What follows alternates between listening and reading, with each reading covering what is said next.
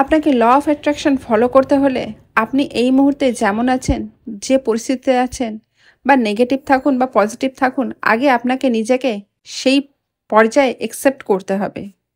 Law of attraction follow করার main rule হলো positivity, power of positive thought.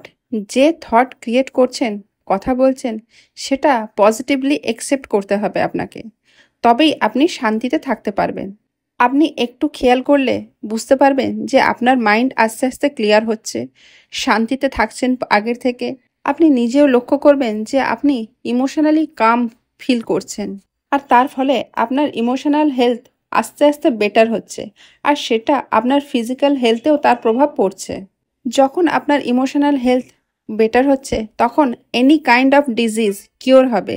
Negative থাকলে শরীরের এক একটা সেল ক্ষতিগ্রস্ত হচ্ছে, কিন্তু যখন পজিটিভ থাকছেন, তখন আপনি নিজে লক্ষ্য করবেন যে আপনার মানসিক শান্তির সাথে সাথে আপনার শারীরিক সব রোগ আস্তে আস্তে সুস্থ হতে শুরু করেছে।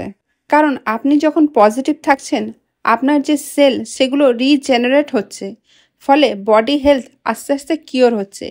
ইমোশনাল হেলথ ঠিক থাকলে কেরিয়ার রিলেশন ঠিক থাকবে, আপনি প্রোডাক্টিভ হবেন। সেই জায়গায় দাঁড়িয়ে আপনি নিজে অনেকটা এনার্জেটিক ফিল করবেন। আর যখন নেগেটিভ এনার্জি বা নেগেটিভ থট ক্রিয়েট করছেন, তখন আপনার এনার্জি ড্রেন আউট হচ্ছে, ফলে আপনার এনার্জি লো হচ্ছে, আপনার নিজেরই কাজ করতে ইচ্ছে করবে না, বা আপনার নিজের শারীরিক অসুস্থতা দেখা দেবে, আপনার মেন্টালি হেলথ আরও ডাউন হবে। আর অন্যদিকে আপনি যত পজিটিভ থট ক্রিয়েট করবেন, নিজেকে এনার্জেটিক ফিল করার সাথে সাথে আপনার বিলিফ সিস্টেম স্ট্রং হবে। কিন্তু আপনি সারাদিন মোটিভেশনাল ভিডিও দেখছেন বা ল অফ অ্যাট্রাকশনের ভিডিও দেখছেন, আর সেটাকে ইমপ্লিমেন্ট করছেন না। আপনি যতক্ষণ না নিজের লাইফে কোনো জিনিসকে ইমপ্লিমেন্ট করবেন, ততক্ষণ তার রেজাল্ট আপনি নিজেও বুঝতে পারবেন না। কিছু জানতে হলে বা শিখতে হলে সেটাকে আপনার জীবনে অ্যাপ্লাই করতে হবে, তবেই তার রেজাল্ট আপনি পাবেন।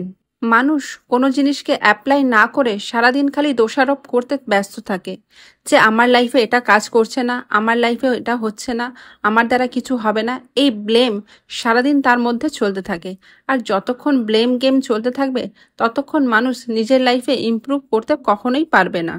কারণ ল অফ অ্যাট্রাকশনের নিয়ম অনুযায়ী, ওয়ার অ্যাটেনশন গোজ, এনার্জি ফ্লোজ, থিংস গ্রোজ। অর্থাৎ আপনি যেখানেই ফোকাস করবেন, সেটাই আপনার জীবনে আরও বেশি করে বাড়তে শুরু করবে। তাই আপনি যদি পজিটিভিটিতে ফোকাস করেন, সেটাই বাড়বে। আর আপনি যদি নেগেটিভ জিনিসে বা ব্লেমে ফোকাস করেন, সেই ব্লেমের সিচুয়েশন আপনার জীবনে আরও বাড়বে।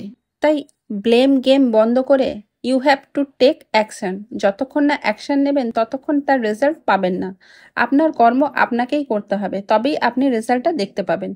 Blame game is the easiest thing in this world to keep your frequency extremely low. তাহলে আপনি ব্লেম করে আপনার ফ্রিকোয়েন্সিকে লো করতে চাইছেন, না পজিটিভ থট বা গ্রেটফুল হয়ে আপনার ফ্রিকোয়েন্সিকে আরও হাইতে নিয়ে যেতে চাইছেন, সেটা ডিপেন্ড করে আপনার উপরে।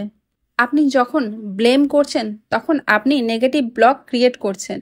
তাই আপনি এই মুহূর্তে যে পরিস্থিতিতে আছেন বা যে অবস্থায় আছেন, তার রেসপন্সিবিলিটি আপনাকে নিতে হবে, তবেই আপনার লাইফে চেঞ্জ আসতে শুরু করবে। আপনাকে বুঝতে হবে যে যে পরিস্থিতি এখন আছে, সেটা আপনার দ্বারাই তৈরি করা। আপনি এতদিন আগে নেগেটিভ ভেবেই আপনি সেই পরিস্থিতিকে আপনার দিকে আকর্ষিত করেছেন, এটা আপনাকে অ্যাকসেপ্ট করতে হবে।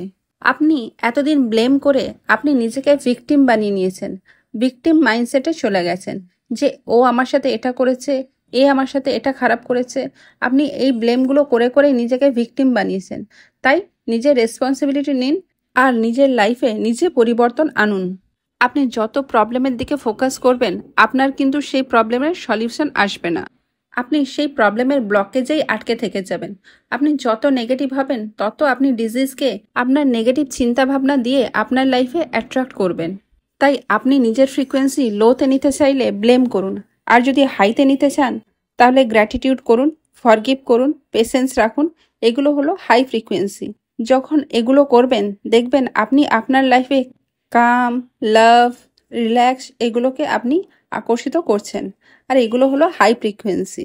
সবার জীবনে গোল আলাদা, তাই তাদের ফ্রিকোয়েন্সিও আলাদা। তাই কে আগে পেল, কে পরে পেল, সেই কম্পেয়ার না করে আপনি আপনার গোলে স্থির থাকুন আর ধৈর্য রাখুন। ঠিক সময় আপনি ঠিক জিনিস পেয়ে যাবেন। আপনি যখন ফেথ রেখে ইউনিভার্সের কাছে নিজেকে সারেন্ডার করবেন আর বিশ্বাস রেখে আপনি নিজের ফ্রিকোয়েন্সি হাইতে রাখবেন, তখন আপনার জীবনেও আপনার গোল তাড়াতাড়ি আপনি অ্যাচিভ করতে পারবেন। তাই নিজের গোলকে অ্যাচিভ করার জন্য সারেন্ডার করুন আর নিজের ফ্রিকোয়েন্সিকে হাইতে রাখুন আর নিজের লাইফকে এনজয় করুন।